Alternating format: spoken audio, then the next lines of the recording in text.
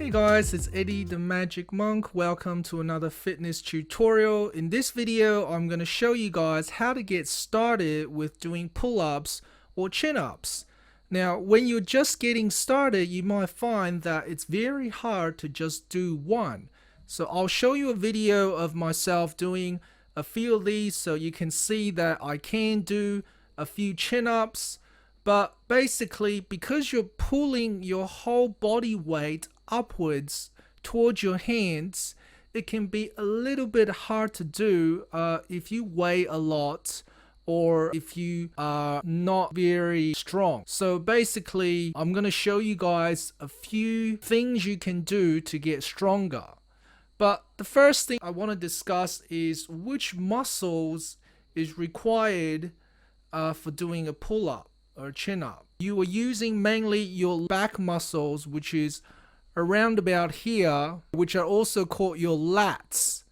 All right, you're using these muscles to pull yourself up mainly. Obviously, you're going to use the other muscles like triceps and all that, but this is mainly where your power is coming from. So when you think about doing a pull-up, don't worry if you don't have abs or you don't have huge biceps or whatever. It's these middle back muscles that's going to help you do a pull-up. So think about these muscles when you are doing a pull-up. To get started, I guess the first thing you want to do is strengthen your back muscles. A way of doing that is rather than pulling your whole body weight upwards, I'll show you guys an easier exercise that you can do to strengthen your back. So the exercise that you want to master before you do a proper pull-up or chin-up is what we call a lazy man pull-up. Right? It sounds like it's something a lot easier than a normal pull-up, but it's still actually pretty hard. So what I do is, if you guys have seen the squat racks at the gym, you leave the barbell sitting about a meter above the floor on the hinges there. So that's what's supporting the bar. Now that will hold your body weight because obviously you can put as many of these weights on here as you want and it still supports it. It should be quite secure. So you leave it on there, and what you do is you start off sitting on the floor and you just pull yourself up. Your hands will be just wider than shoulder width. So I'll show you guys what it looks like.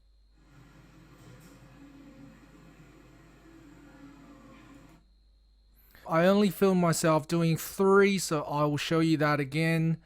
So 1, 2, so you're going to pull yourself up so that your chest is pretty much touching the bar.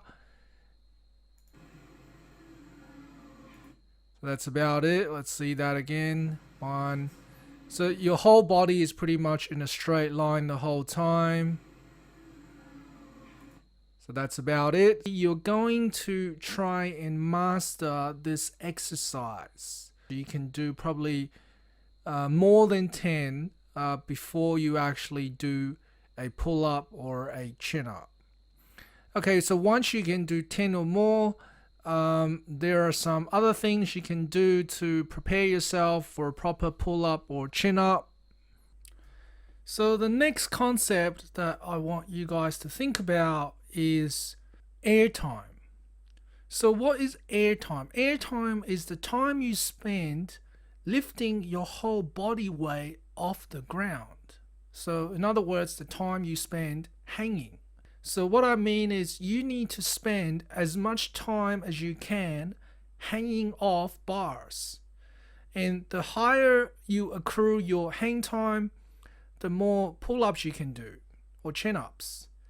So yeah, try to get as much air time or hang time as possible so that you get used to holding your body weight off the ground. So once you start hanging for a long time, you don't need to do anything, just hang there maybe for a minute or two. Then you can start doing some other exercises that will also help with strengthening your back muscle. And one of the easier ones you can do rather than a pull-up or a chin-up is a leg raise. So I'll show you a very miniature one. So this is a leg raise.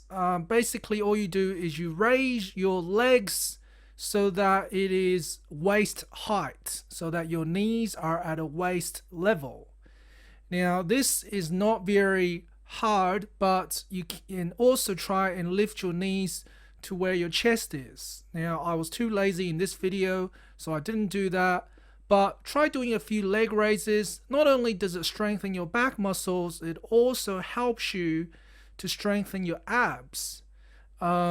I probably need to lose a bit of fat before my abs become visible, so I can't prove to you that it strengthens your ab muscles, but it does.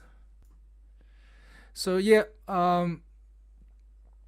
leg raises. Another thing you can start doing to as a bit of variation is to lift up your legs so that they're as straight as possible, which I should start doing soon, like that. So lift up your legs so they're straight. Alright, I'm still bending my legs a little bit, but once you do this for a while, your legs should become straighter. And all of these exercises are strengthening your back muscles as well.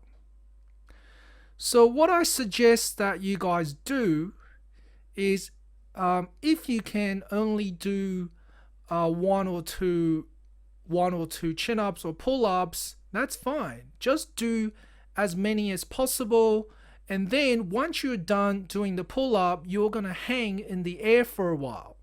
So let's say you've done your last chin-up and you can't do any more. What I want you guys to do is to hang in the air for probably at least 20 to 30 seconds before you let go, right? Or even try and do a few leg raises before you let go, right? So that is strengthening your back muscle as well. So you're going to do pull-ups or chin-ups as often as possible, even if you can do just one or two. So yeah, let's say if you can only do 2 chin-ups, then you're going to do, for example, 5 sets of 2 chin-ups every time you go to the gym. Try to do it, let's say twice a day. So yeah, as often as possible. Just keep doing chin-ups until you can increase that number. Okay, thanks for watching, guys. See you next time.